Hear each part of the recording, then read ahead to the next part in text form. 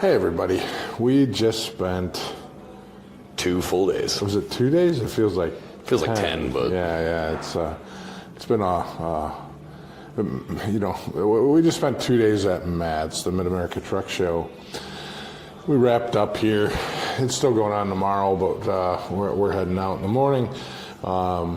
This is our 3rd year together at MATS. Yeah. So this year we didn't have a crew of people. It was just Bain and I walking the floor, and had a panel I was on. We've I don't know how many Todd people we Waldron, talked to. Yeah, Adam Wingfield Yeah. on the panel. We have easily talked to into the triple digits of people. Oh, absolutely. Not including people that have been in the audiences or anything like that. Like Right, of course, yeah. The big thing with MATS is just the size, right? It's so incredible. fun to be there, and yet it's so tiring. I think we spent some time with the logistics lounge guys today, and I mentioned to Rob that he's like, how's MATS going for you?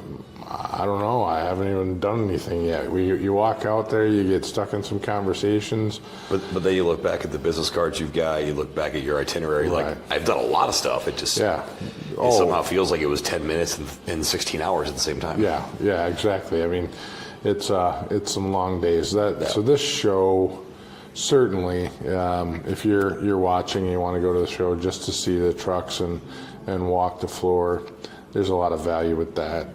If you're in business and want to come and find new opportunities, there's a lot of potential for that as well. There's an atmosphere very much of collaboration and excitement essentially every time we come here. I'm really excited about that. But I think if nothing else, and I think I say this every year when we talk about MATS, whether it's at the show or the run-up or in the follow-up and the post-show, if you've never been, you owe it to yourself to come to this show. This is, of any other trucking and transportation related event, this is the truckers' show. Absolutely. And so you see driver culture, families, and everyone adjacent. Like the driving community comes out to support themselves, and those that support them come out to be around each other. And so it's very impactful. It's almost to the point of emotional in some cases, depending on what events you're attending, and it's cool. And when you see this very important backbone piece of the American experience, it is humbling, it is exciting, but it also reminds you very much of why we may not be behind the wheel. There's a reason we do what we do. And so again, if you're around the space, it behooves you to get to MATS at least once. Completely agreed. Even if you're not around the space, if you're, just to understand, like big toys, right? Big machines. There's a lot of big trucks there. I'm sure we're gonna. I know we're gonna run the panel here in a minute. That Todd and Adam and I were on, which is on AI. But I'm sure the crew will probably put the some panel of our was pictures. AI, or was it regarding AI? I'm not sure. These days, we'll let you am decide. I AI or am I not? I don't know. So it's some bots, man. They're pretty powerful. They are. But we'll get some pictures out there too as well, so you can get the experience from that point. But this morning I left. We were in with the logistics lounge crew doing some recording, and I heard that Secretary Duffy was talking. He's in the building. And so I jetted, and it was a 15-minute walk, probably 10, 15 minutes. I was probably gone a solid half hour, if not more. Oh, yeah. And I walked out there and I caught the end of what he was talking about, and then I walked all the way back. But man, this place is huge. This is just gigantic. And I was hustling for the most part to get out there, without flat out running. I was definitely moving. This is a Boston Logan for you. Yeah. Exactly. So, it's a big place with lots of things. I know we didn't touch every corner, but we did get a good amount of it covered. Probably as much as we got covered. We probably got more covered this year than what we've done in the past. I think we're a little more deliberate in getting more covered. Right. I think that helped. Well, this morning it was, as soon as we're done with logistics lounge, we started just nailing all the booths. So But the moment you start doing that, you start realizing you're missing out on some conversations and whatnot. And so what's some major takeaways that you had this year? One, trucking's alive and well. That's a beautiful thing. There is still very much a struggle out there, though, for the industry, and the struggles, they change. First, it was rates, it was capacity, and fuel is certainly a conversation right now, and what's going on with that, and then you look at the underlying things of policy and of how laws and rules are being enforced, and the drivers, and I'll key on the drivers, like they are taking notice, and they've noticed for a long time, but they really didn't have mediums to have their voices heard. Now with the acceptance and adoption of social media and how drivers have, learned to leverage that, it's incredible, and it's really awesome to see how people have, upgraded, augmented their lifestyles, but also put themselves in a position to be the agents of change. I said this on the Logistics Lounge show today. The blueprint for that, in my view, is Dale Prax. Sure. And I'm going to keep talking about him for a little bit because go for it. Seeing what he has done and the areas that he's touched, because I was sitting on a panel with him when he basically brought Freight Validate to the public. It was at BCS in Tampa, 2 years ago, almost 3 years ago. And so with that, now seeing what he's been able to do and the impact, and then you look at everything from his involvement with trying to push Delilah's Law, which is incredible, and then with the FMCSA and how they're granted authorities, he has affected major change in a way that very few people have ever done, even those that are making and writing policy. And so I see that, and when you come to a show like this, and then you see the driver community also accept him, because a lot of times people will say, well, you're not behind the wheels, we don't accept you. Right. And they're very much on board, and they're very much running alongside, which is super cool to see. So the major takeaways I get are, again, trucking's alive and well, technology, it's here, it's been here, and AI is not coming to take your job, but someone using AI is going to take your job, so just be the person using AI to take your own job. And you said it very well. I'll kind of leave it to you to expand on this, but the majority of people out there talking about tech, they know enough to spell the word AI, but they don't know much past that. Yeah. So it's become very evident in the last 3 months. Especially in the last 30 days. Especially in the last 30 days, but even there's a beacon of light on this problem.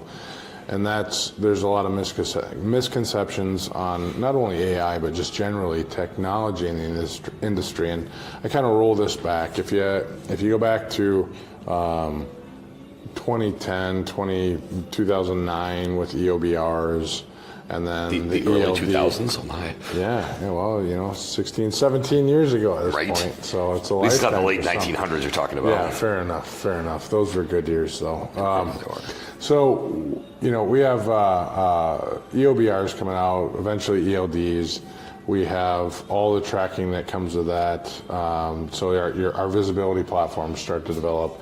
And then we have all of we have effectively the third pedal out of the truck disappear, right? So we have a lot of automatic vehicles now.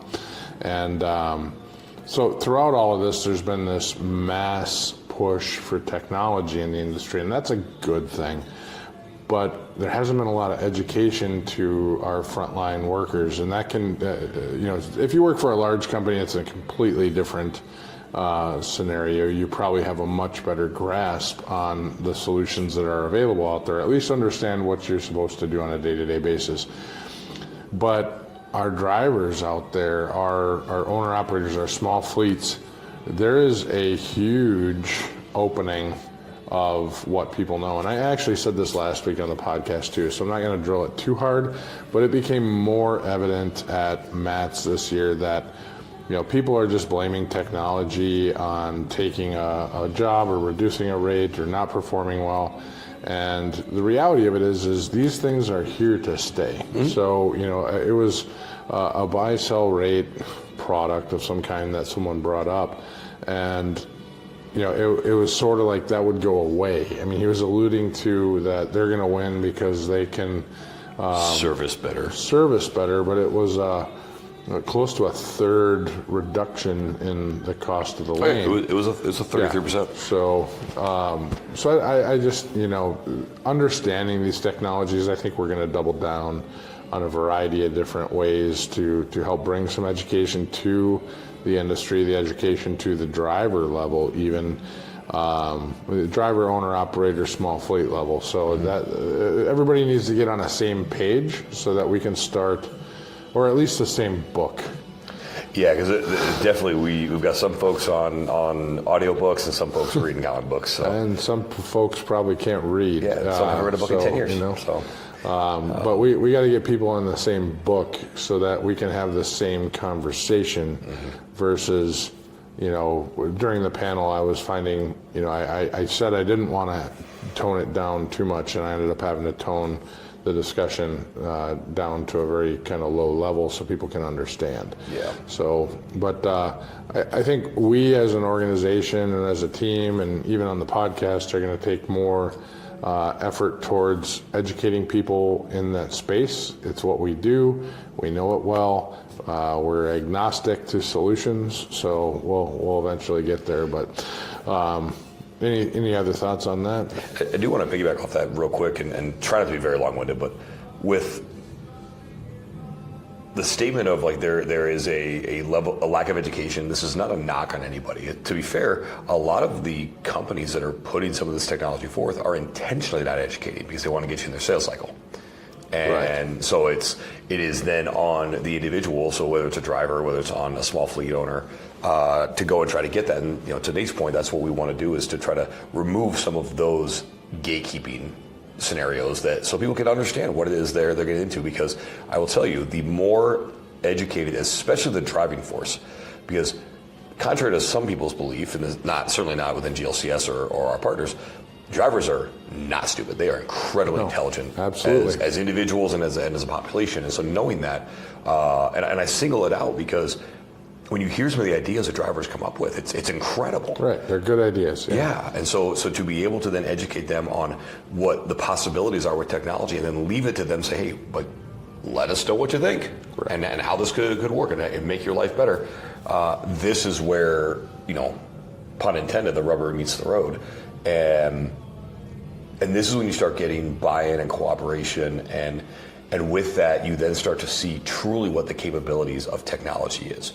Because if you're fighting the seat level just to adopt it, which a driver or a dispatcher, like those are the seat level individuals. And because either A, they don't understand it, or you have not done a good enough job explaining, which by the way, leaders, if they don't understand what it's doing, you haven't explained it well enough. That's on you. And if you don't understand it well enough to explain it, that's also on you because you didn't educate yourself. So knowing that, this is where we want to tear those barriers down, allow folks to understand what this technology does, because again, it is not going anywhere. And you're only going to see more and more technology in the trucks, around the trucks, and around the supply chain. So knowing that, as the goalposts move, simply adjust your shot. Yeah, absolutely. I mean, adjust it, learn it, educate, practice. Yeah. So practice. Right. Yeah, I don't know. So at this point, after 2 days of maths, I'm glad I'm even making sentences. Valid. So, Valid. Yeah. It's it is overwhelming.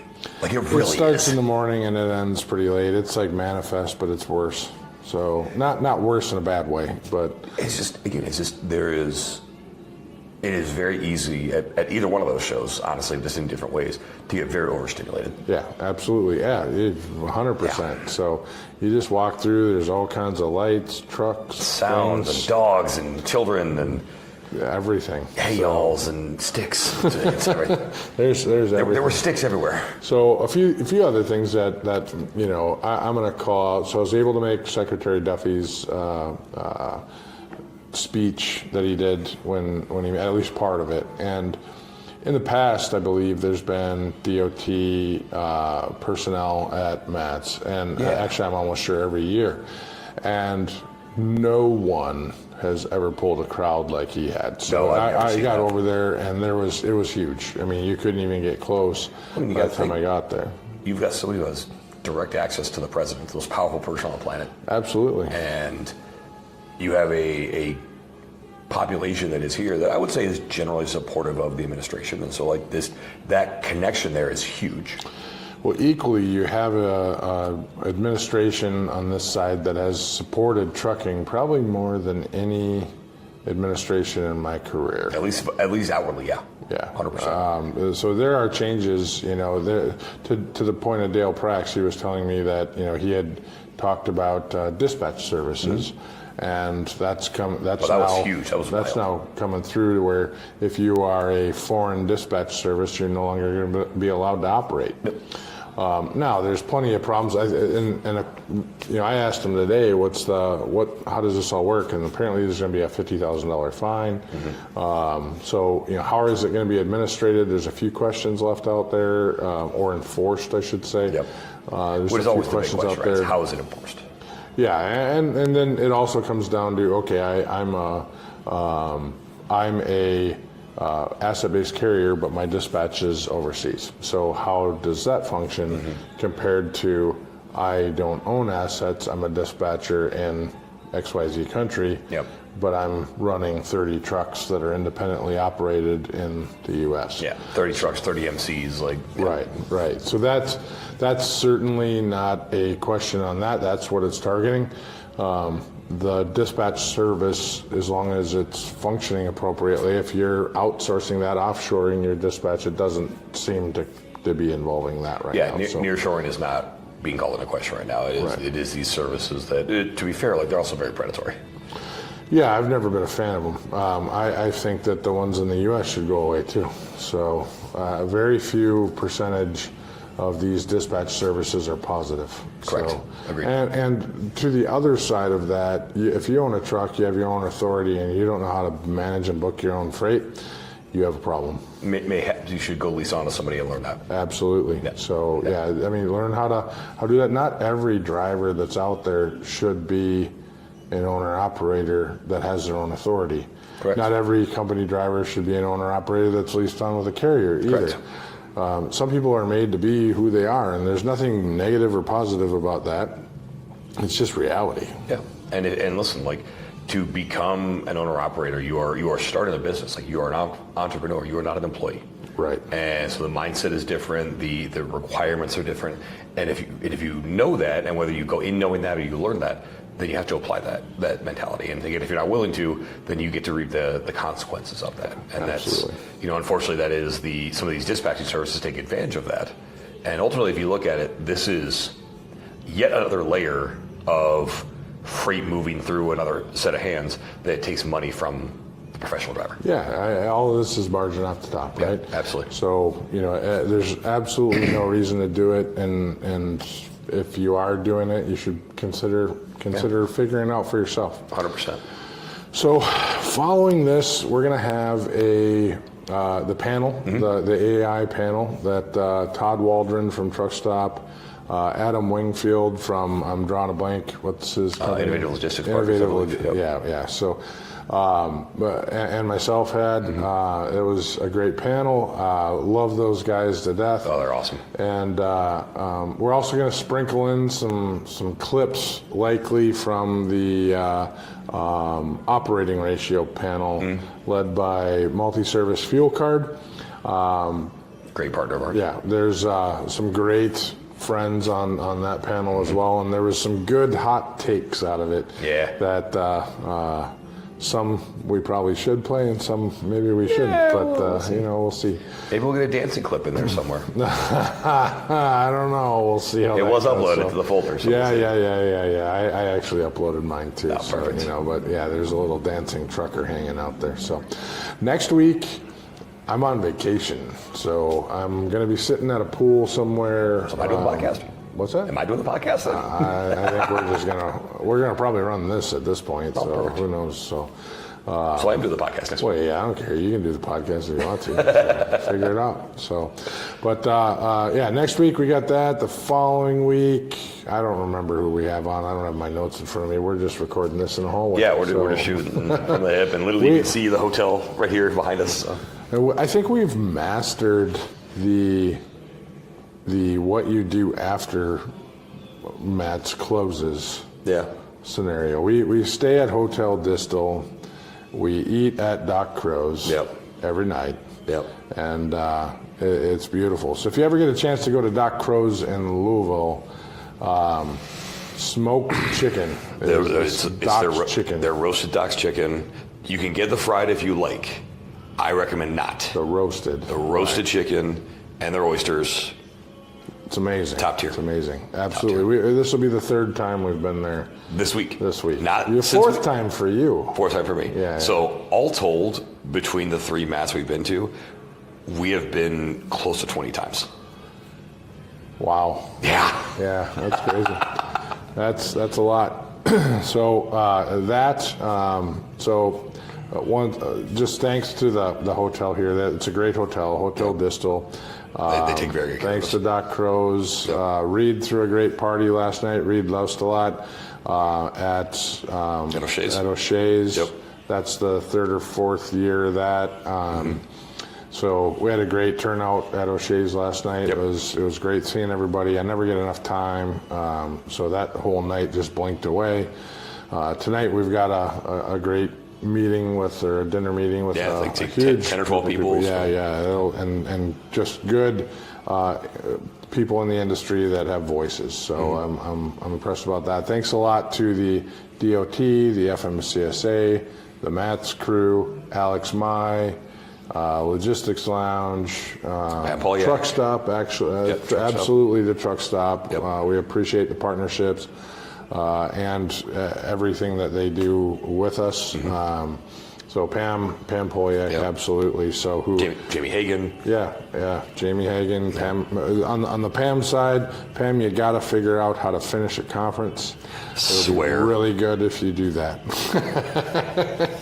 So here's the AI panel from what was that? Thursday. Man. Yeah, we got it Wednesday and Thursday. They are. Here's the panel from Thursday, and we'll see you all in a couple of weeks. We're going to talk about a topic that many of you have not heard of, AI. Artificial intelligence. Who, by show of hands, when you hear AI, who gets excited about the things that it can do for you? Pretty good. Who is the naysayer that does not want to ever hear AI again or utilize it at all? Got it. Awesome. That's a good little straw poll. Yeah, that's fair. So I'm Tom Waldron, Vice President of Carrier Experience at truckstop.com. I'm joined by two wonderful friends, associates, partners with a lot of knowledge to be able to share with all of you on the topic of AI, what to let go to stay in control. I'm going to kick it off with Adam to give an introduction on himself, and then I'll pass it over to Nate for the same. Yeah, my name's Adam Wingfield. I'm with the Innovative Logistics Group. I've been in the industry about 26 years now, and my passion is to help improve small carriers over the years. And we've seen so many improvements through technology and advancements. We want to make sure that we're providing that cutting edge information to our own operators and our small carriers to help ensure that they're following those things to improve their business acumen and improve the business altogether. Awesome. Thanks for being here. Nate? Nate Johnson, I'm the CEO of GLCS. I've been in the industry about 30 years, starting as a driver. Eventually I moved into operations, sales, general management, grew a fleet to a large size, then started my own fleet. I have about 100 trucks and a 500,000 square foot warehouse. Eventually, about 15 years ago, I moved into technology. I was always a technologist. And GLCS today, we represent about 400 trucking companies, brokerages, shippers, private fleets, and their technology stack. So I'm super happy to be up here with two friends of mine, guys that I respect quite a bit. That's awesome. More to add. That's great. Yeah, so today I'm super excited to have these two guys because they're able to take this topic that we hear about every day, all the time, and really pare it down to a level that helps us innovate or actually execute against this and talk about what are the tools that we can actually use today and leverage and what's that mean for our business. And so I'll start with you first, Adam, but what are, as we look at the grand scheme of AI and how drivers can interact with it and utilize it, what are the biggest myths that you see out there in today's world? I don't know if I was going to say it's a myth, but I think one of the biggest things is over-reliance on the accuracy of AI.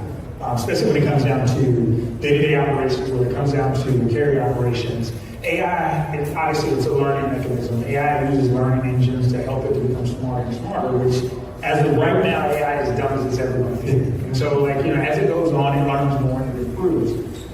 But one of the things that, obviously just from an informational standpoint, one of the things AI is not really good yet with is just the accuracy when it comes down to the image group. So there's some AI mechanisms. So like, you may be using Grok, you may be using Perplexity, you may be using Claude, you may be using ChatGPT. And if you ask all 4 of those AI engines, is there a driver shortage? Then you might have 4 different answers. So the thing about it is, as the time goes on, one of the things is that I find myself making sure that you peel back and you have to be cautious because AI can't really make good decisions for you. It can help you kind of get to information quicker. But I think that what I see that is one of the things that I just want people to be cautious about is just the over-reliance on the accuracy of the information. And you'll see it at the bottom in terms of where they usually have a disclaimer and say, hey, you know what, I'm just an AI. I could be wrong sometimes, but you really need to take that seriously and not use that as an argumentative point or a point of making a decision within your company. Do your own due diligence, but don't allow AI to become a decision maker for you. Yeah, absolutely. Nate, from your perspective, what are some of the different categorizations of AI? And help us break that down. And then also, like, in today's environment, is there AI already in a driver's cab? And in what ways or where are you seeing that most prevalent? So first, to take us a little bit off path, how many owner-operators, drivers, or carriers in the room? Raise your hand, please. All right, good. We have some. I want to make sure we weren't all tech people here. So there's a variety of different categorizations of AI. Actually, there's not enough, to be honest. So the fact that we're up here, basically 2.5 years, 2-ish years, 3 years into the AI revolution, and we don't have names for what AI actually means. I hate it. You look out there, you look at other conferences, and everything's .ai. So you're using AI today. It's been in your truck for a long time. If you have cameras, that's probably the first primary solution we saw come forward using any form of AI. In addition to that, your ELDs are most likely using it. It's out there and it's well deployed and so there's areas of inaccuracy. And when you look at like the Claude or the ChatGPT or whatnot, you kind of have a linear, less purposeful, wide open scope for AI. And when you do train it, it gets very, very accurate. You also have to remember that it's artificial intelligence, right? It's not a program. It is a program, but it's really a decision tree that's coming up and it's enhancing you as a human. But it is intelligence, and if you're talking to a dispatcher, for example, they're going to make errors too. The more experienced they are, in theory, less errors, right? So AI is going to be the same way. But ultimately, you find that it has been in play a long, long time. It's going to continue to be in play. This isn't a fad or anything like that. But this industry likes to take about 3 steps forward and 2 steps back. So we're learning how to use that here today. So. Absolutely. And so there's been like a number of tools, mentions a number of areas. Adam, from your perspective, what tools have you seen drivers try to utilize that maybe hasn't been as successful? What tools do you advocate for and share to drivers as you're speaking with them? And what are some that you're maybe watching as we go into the future that is advancing so rapidly that we might not have seen or heard of or that's come down the pipe? Yeah, so a couple of things. So right now, what we see it's more kind of like, putting your feet in the water. I see a lot of drivers, owner-operators, small carriers, they're using the AI tools more as fact-checking mechanisms more than, hey, let me use it to help me improve my business process. And as they become more comfortable with it, I can see that happen. I think one of my favorite tools, though, and I'll share this, but it is really rapidly growing, and we work with owner-operators and small carriers and really trying to help them build bots. Yeah. I know a lot of people, when they hear the word bot, they're like, I don't want to mess with a bot, so I'm just using it for familiarity, call it what you want. But Claude does this thing. It's got, Nate talked about it. It's got a thing called code. And what it does, it allows you as an operator or a small carrier to really kind of hire that AI agent to do a variety of different functions with you. One's what we call scripts. It can run daily, it can run hourly, it can give you market updates every day, it can send emails for you. So there's some little tools, little tricks, and things that you can do. But the biggest point to that when it comes down to how it's implemented and what tools and things that we're seeing regularly using, I think really ChatGPT, because it's, I don't even want to say it was the first AI, because in my opinion, I think mad in 95.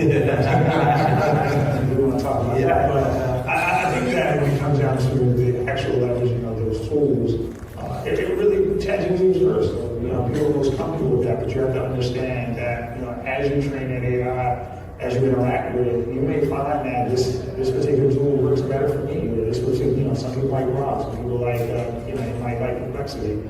But just got from an implementation standpoint, to your question, from an implementation standpoint, ChatGPT is going to be the one that obviously most people are most comfortable with, most heavily involved with. But I do see other tools becoming more popular on boots on the ground. And what I mean by that is that now you see the people who are behind the AI coming to the front. They're sitting there, their product development teams, their product managers to get in there, to get people more acclimated with AI, to get more comfortable with it. Because truly it can be a real benefit for a small carrier. It really can. Because as a small carrier, you don't have the ability and bandwidth to necessarily be able to afford to bring in a team of folks that can work on outbound cold calling shippers or outbound shipper leads, and you have a team that's handling the accounting.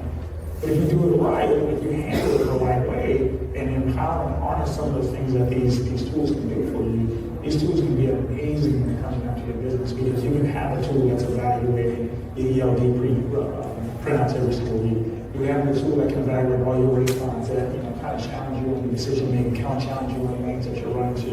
So it's a matter of how far you want to take it, and it's a matter of how far you feel comfortable with. But AI can take you as far as you really kind of feel confident. You can get uncomfortable, take it a little bit further. So I hope that answers your question. Absolutely. I thought Allen Iverson was the first AI person. But never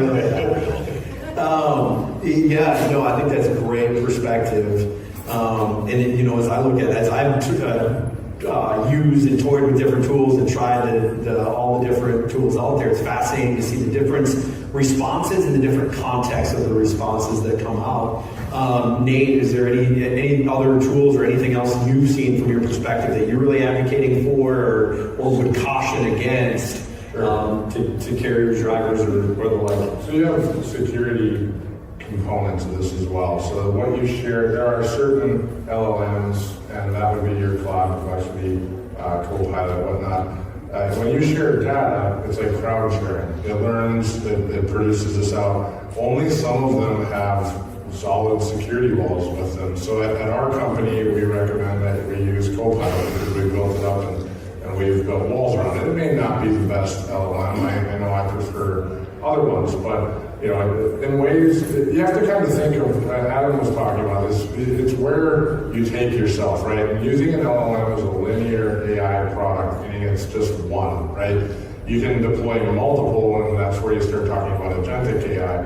And agentic AI is a bunch of pieces that are a bunch of bots that are working in cohesion to create some sort of benefit. But you as a driver, a great example of how I use Copilot is I've crafted correct prompting, and I've built out a daily thing where I just tell Copilot every morning, run my daily report.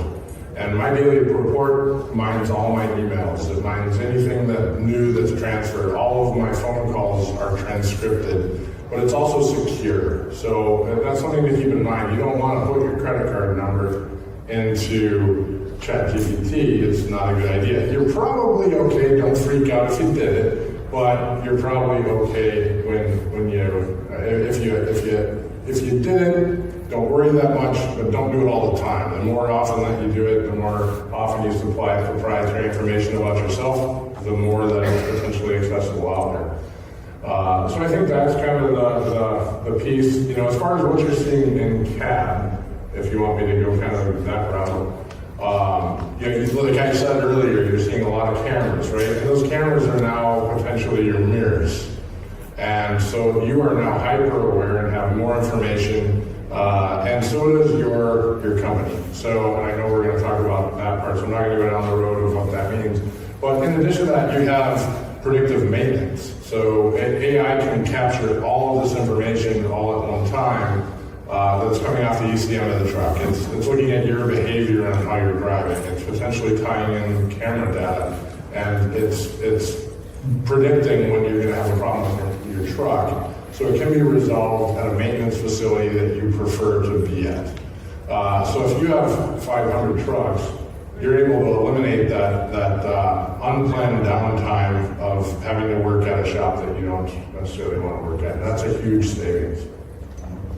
Yeah, what about so fuel is obviously a hot topic right now. There's solutions out there that support or actually enhance or improve fuel efficiency and or minimizing fuel at the pump costs by finding cheaper, fuel prices or areas to refuel, or the things that you're seeing out there that are groundbreaking or making an impact? Honestly, it's not really the cost. Because when you look at that, you talked about fuel. Fuel is two components of fuel: station selection, and obviously that's a big part of it. Driving behavior, the second part of it. Those are the things that aggregate directly to it.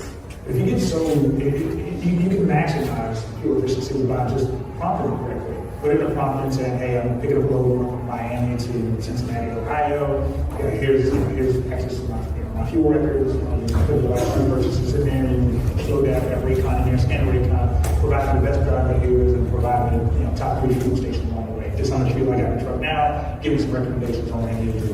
And it'll come back and say, okay, well, you know what? You're going to have this type of topography that you're going to go across, and you want to keep the fuel set at 62. Based on your last few reports, you're running about 72, 73 miles per gallon. So it'll help you do that, but it all takes time because it's LLM. It's again, you've got to feed it information. You got to continuously feed it information for it to learn about habits and behaviors. But to Nate's point, one of the things that I can tell you is that, again, I said today, it is dumb as it's going to ever be. So, and the crazy thing is that over the last month, the amount of growth AI has leaped over the last month has been made me look back and say, wow, we're going a long way. By this time next year, we're all, the creek don't rise, like everybody said. If the creek don't rise for us, if we're all here next year, it's going to be a completely different environment because of the amount of information that's shared, the amount of information that's being provided through it. So, the tools that are using now for back route optimization, utilization of things, and making better decisions, they're going to help you make better decisions in the cab. You already see tools out there now that, I know Matt's here, where the truck tells you, you see it all the time already. We've seen it before, the predictability on fuel economy within a truck. But I think it's going to get even more granular. I think it's going to get more granular, and it's going to help you do a whole lot better job of really maximizing that efficiency also. I think time's going to tell. Time's really going to tell. But I think that we, as we go as an industry, one of the things that our industry is not void of is people trying to find solutions to problems. Yep. And we know that fuel is a big problem. You'll find people that are trying to make solutions to those problems. Go ahead, Rick. There, AI is moving extremely fast, so it's multiplying its capabilities 70 times over year by year right now. And it's actually not slowing down because we use AI to create AI applications.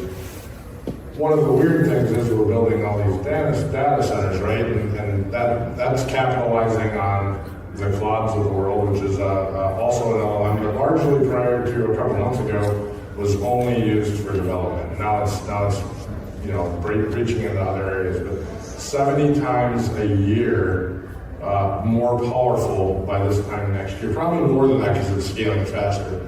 So, and as we go backwards and we talk about some of the initial applications that we saw, we had people or bots talking to carriers and booking loads and that kind of thing.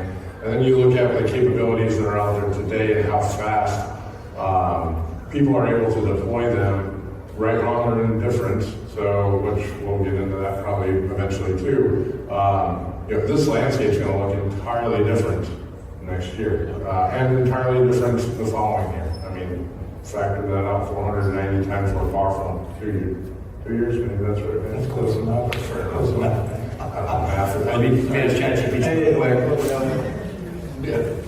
I hope nobody out there is taking a shot every time we say AI. We might need to help them do that. Can I say something? Yeah, sure. When you guys are there and you're talking to us, when you say tools, what we drivers and fleet operators want to hear is this tool can do 1, 2, 3, not just generalizations. Those ones don't help. Sure, yeah. We want specifics that will say, this is a load, I'm looking at the load board here, and I'm looking from point A to point B. So if I'm using AI, it's going to help me from this or in this way and in this way. That way we understand. Yeah. Anything else is just stories. But so that's a tough thing because there's so many different solutions out there, and so we're trying to factor those in as we go. Go ahead. There's a little time too. Yeah.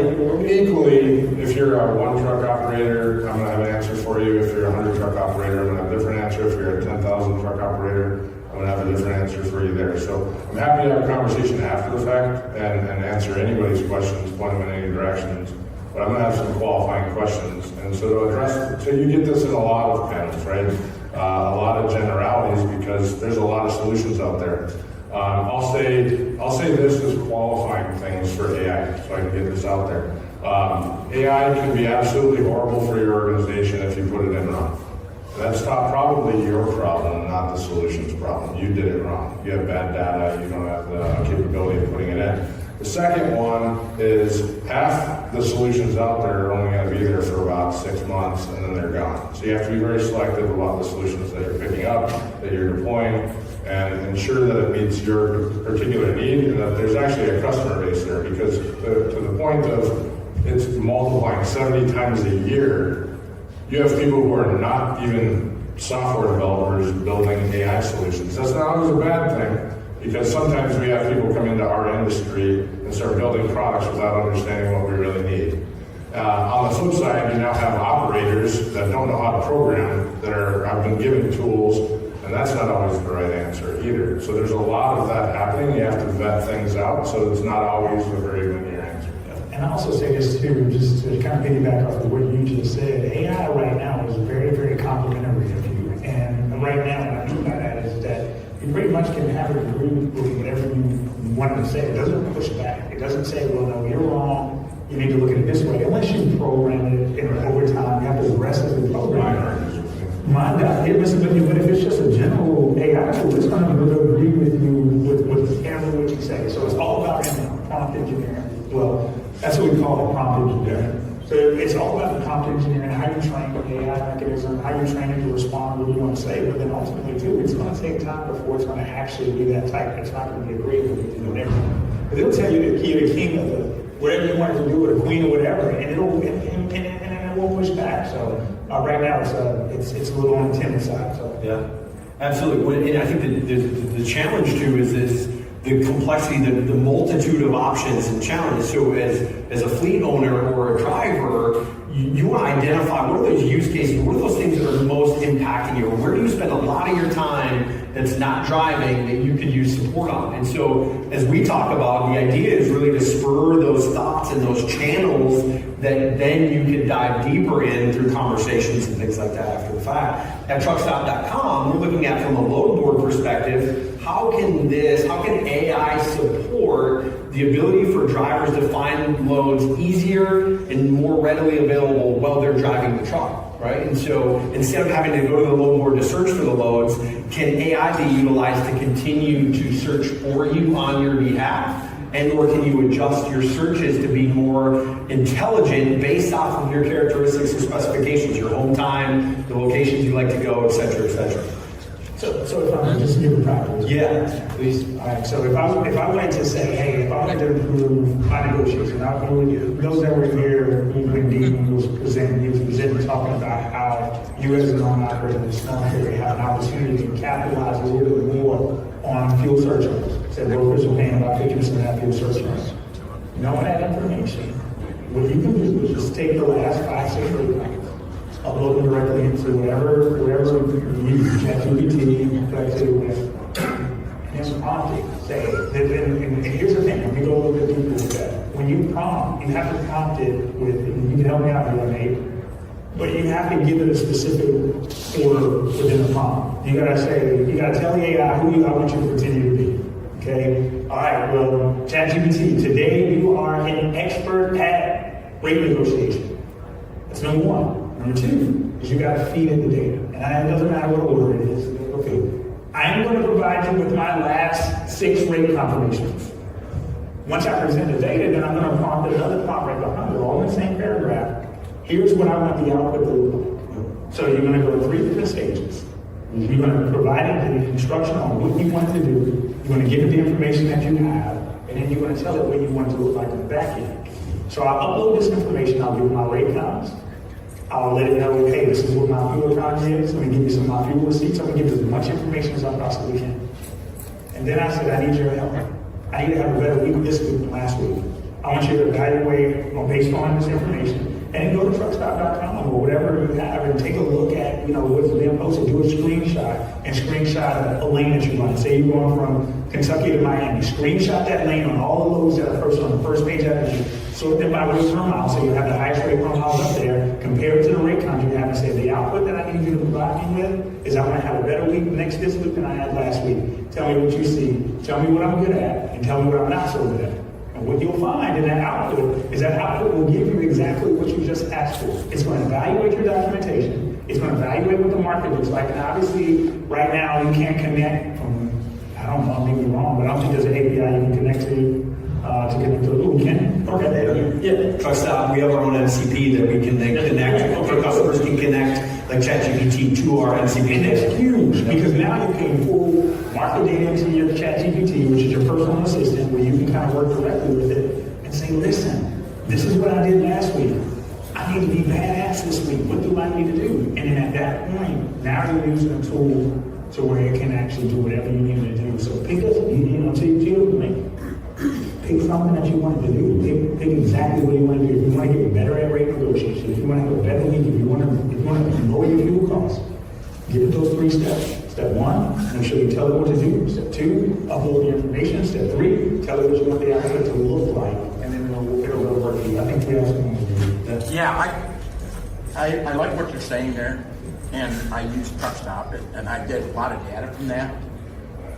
But I'm an independent owner-operator, got 4 other owner-operators leased to me, and we had a truck in New Mexico. And I have a customer that I work with directly. I don't use a broker for or anything like that. He bought a piece of equipment at an auction site. They used the data, as you're saying, and said he could have got the load done for, I think it was $2,300. Calls me up and says, what can you do it for? I said, I'm going to flat out tell you, it's in a dead zone, there's nothing else coming out of there, and so forth. Now, mind you, I did this all with a phone call. I said, named Mike, I said, Mike, we're going to be at $3,000. Oh, but I can get it done for that. I said, sure, you can get it done for that. But are you going to get the same level of customer service? Is it going to get picked up and you can be assured that it's there? Because I'm sorry, but AI can't see who's on the other end of the phone. He can't see. I can't. No, so We're not now, up saying. now So. right. So the other flip side of that, so I generated an extra $700, not only for myself but for my driver to make it more profitable for him. Yep. Yeah. You know what I can do with that extra $700 and what little percentage I get off of that? I can go meet the gentleman when we unload that piece of equipment. Say, hey, I got a $25 gift card for you to go out and have steak supper with your wife. AI can't do that. Yeah. And it's not going to make a decision for you. Ultimately, you're going to have to make a decision, and you can go back and push back. AI is a tool. It's not the decision maker. So you're right. You're the owner operator. You're captain your ship. You're the one that owns your business. You're going to make the final decision. You never rely on AI to make a decision. What we're referring to is the tools that can help you and enhance the decision making so that way you can look at it in a different way and then be able to make the final decision. I understand if you're keeping data as to what you've done in history to make a wise decision. I won't disagree with that completely. But the problem I have with the AI scenario is I lose that one-on-one personal relationship.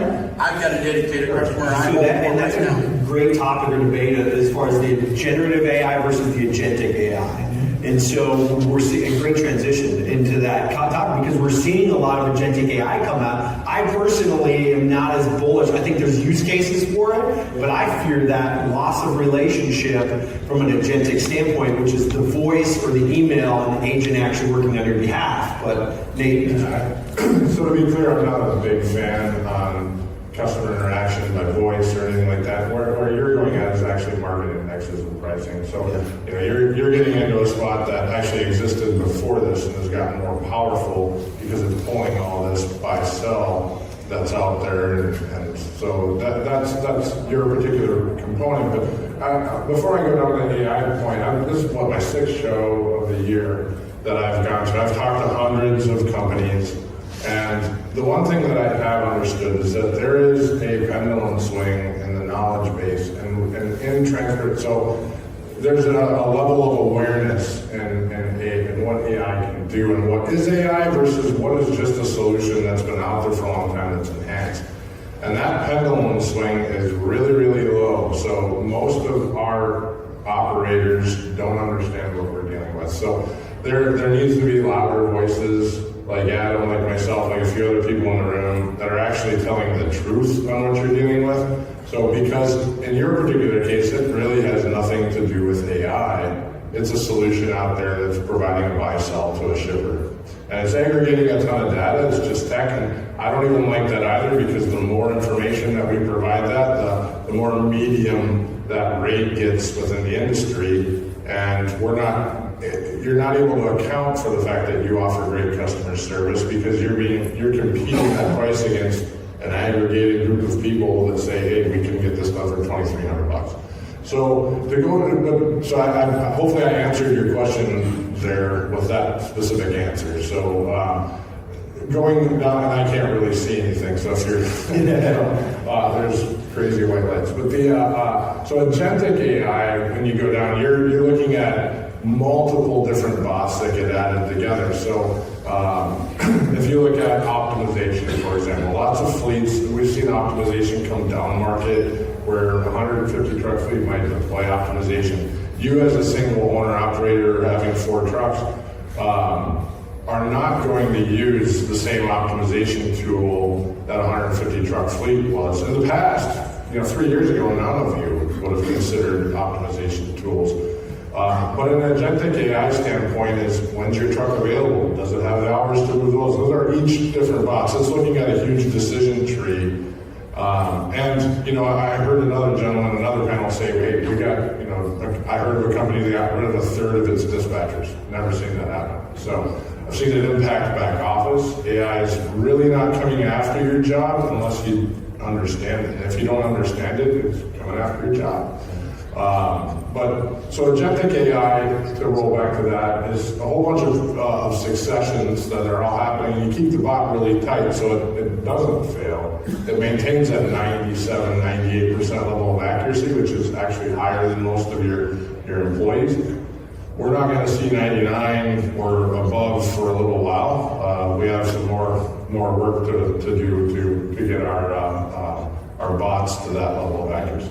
Yeah. And unfortunately, we're out of time. I'm going to let them have final last words. The thing that I would leave you with is AI is a very broad and complex thing. And because aspects of AI might be a deterrent or a concern, doesn't mean you should throw the baby out with the proverbial bathwater. Look at the components and where it makes sense for you and your business and what that looks like. But I'll let Adam and then Nate close us with their final thoughts. I'll just say this. I mean, I remember in the beginning, we all were skeptical about it, but I think that one of the things that we have to look at in this industry is how do we create solutions for problems that we have versus problems for the solutions that are provided. And we're not saying that you need to use it to replace you, but use it to enhance what you already do. And you're still in the driver's seat, you're still a captain of the ship, but just use it as an enhancement tool at whatever scale you become. Yeah, that's awesome. Nate? So to piggyback on that, Adam, I look back to kind of inflection points on the industry is containers. This industry pushed against containers in the 60s or maybe late 50s in a huge way. We did not want intermodal containers in any way, shape, or form. And it took us a while, we finally adopted them. I look back 15, 16 years ago when collision avoidance systems came out in trucks. No one wanted them, they had all kinds of problems, and I started talking about giving drivers superpowers. And ultimately, if you treat these solutions that way, that's what you're doing. You're giving you, as a business owner, as a driver, as anything, superpowers. It can be a differentiator for your business if you learn it. If you don't learn it, it's going to put you out of business, one way or another. Yeah. So let's talk a little bit about that. I think you mentioned Fuel Monty, and we all know there's interesting things happening in the market today. I think that's the easiest way to put it. Let's start with you, Alex. Where do you see drivers being caught the most off guard in today's market shifts, and how are they managing to that? Right. So I mean, I'm just here interviewing a whole bunch of drivers. You know, I drove a truck, moving furniture for 10 years, but you know, for a while now I've been interviewing drivers, about 8,000 of them, you know, posting videos. So I just want to come from a perspective of what I'm hearing from what people are telling me.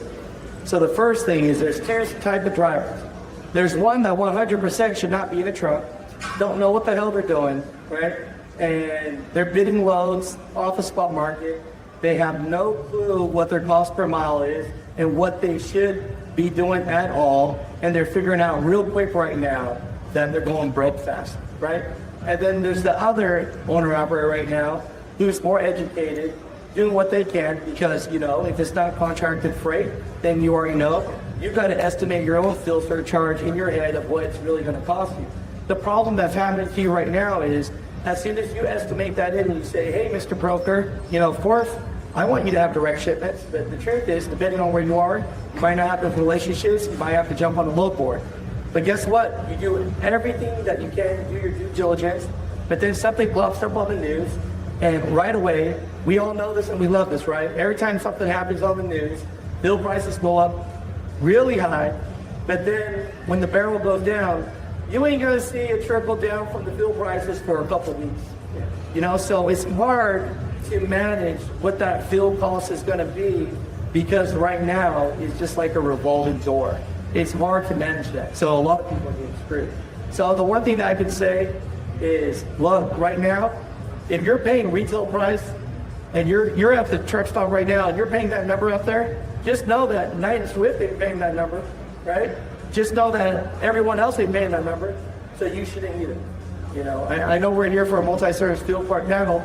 I'm just telling you, make sure you got some fuel cards in your pockets because if you're paying that retail price right now, you're doing yourself injustice, right?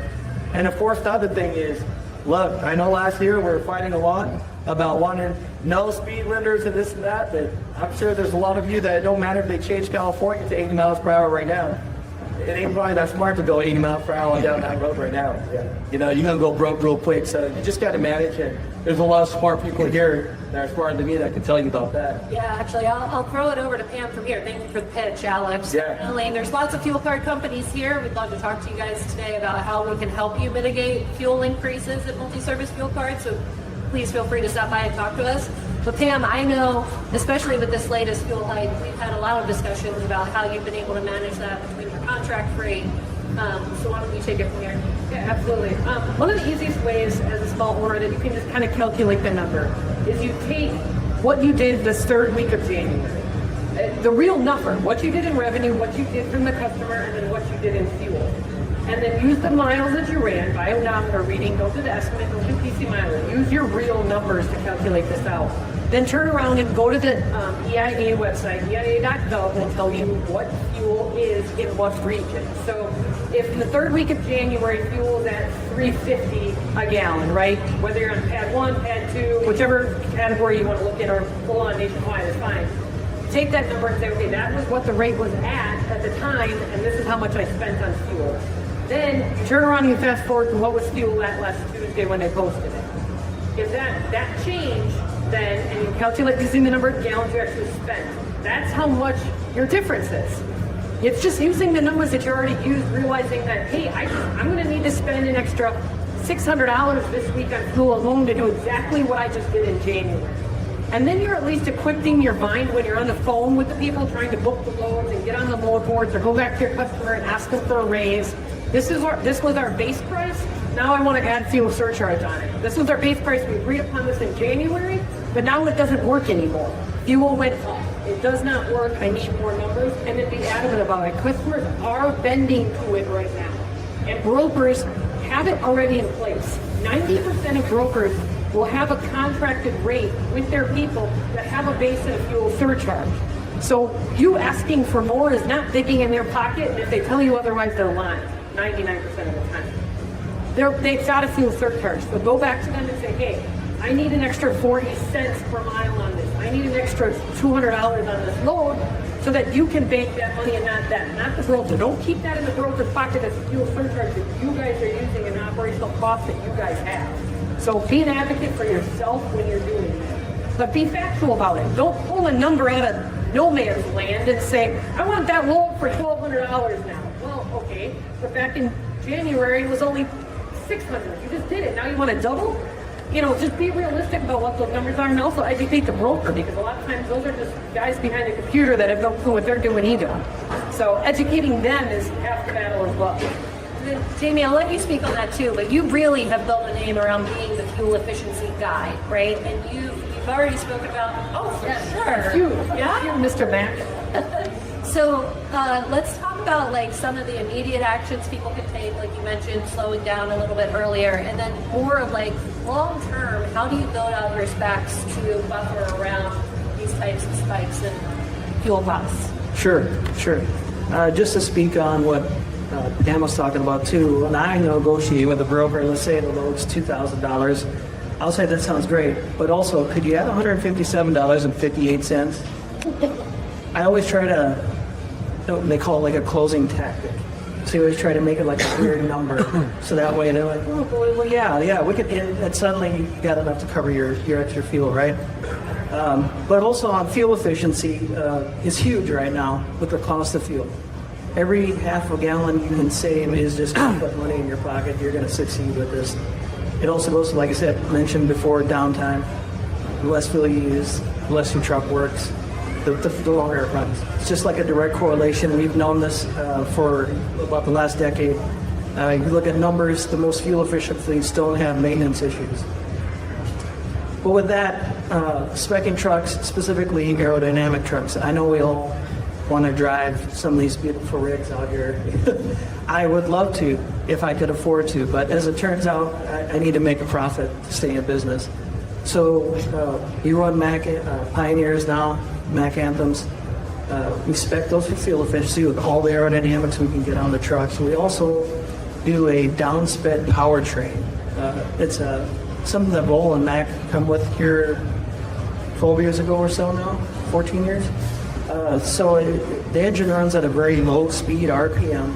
It uses a lot of heat in the engine to push through the emission system, which needs heat. There again, the maintenance thing. But we're seeing, our fleet average right now is in the 8s. We're trying to get into the 9s, especially with fuel being the way it is. We got a couple trucks that are hitting 10 regularly, and we're hauling all over the Midwest, right in Cam's backyard. No offense, Cam. But we're Competitor, but friend. It's all the same thing. But yeah. So talking about buying things, when to buy and when not to, let's talk about the back end a little bit and the support operations behind the fleet, right? What are the procurement decisions that you've made that you've seen the biggest ROI on from a fleet perspective that have allowed you to grow? Or have there been some that you went for that really did not turn out the way you wanted it to? I knew Cam would. Actually, you guys are going to hate me for this statement, but it's actually a TMS system that has a lot of AI capabilities. One of the biggest things I see with my clients who are trying to grow from the 1 to 2 truck operations to the up to 10, 15 trucks, that kind of thing, is like, when do you actually get a TMS system? Oh, I don't need that. Oh, I do the billing on the weekends. Oh, I do this. Well, do you realize that a TMS system can do your invoicing for you at the time you deliver the load? When your driver takes a picture of it, it can send automatically to your customer with the rate con, with the BOL, and your invoicing is done within minutes of you delivering the load. That type of technology and that type of AI, I know it's a scary word and oh my God, I don't know anything about AI, but that's the type of tools that you need, and you can implement them in your TMS system immediately starting today. It gets your billing done, your invoicing done, your reporting done, all of those things that you can do. You find the right TMS, and I don't know if they're here, but don't do the big legacy guys, or try to, I mean, if you're a small person, you don't need a big TMW system for a $65,000 implementation fee. You can use the smaller AI companies. I'll plug it, Amos TMS, just because I love them dearly, but I knew it was coming. But they're fantastic in terms of working with a fleet that only has 2 trucks and then growing all the way to 200. It's a good platform that turns around and says, I'm okay, I can use this because I want to do the invoicing right away, because the sooner you invoice, the sooner the cash comes in. And we'll throw another plug out there. If AI is a scary word to you, I know there is a session later today on AI specifically around 2 o'clock, so go check it out, or go see these 2 guys in the front row here because they're helping out The GLCS team. Yeah. Love you guys.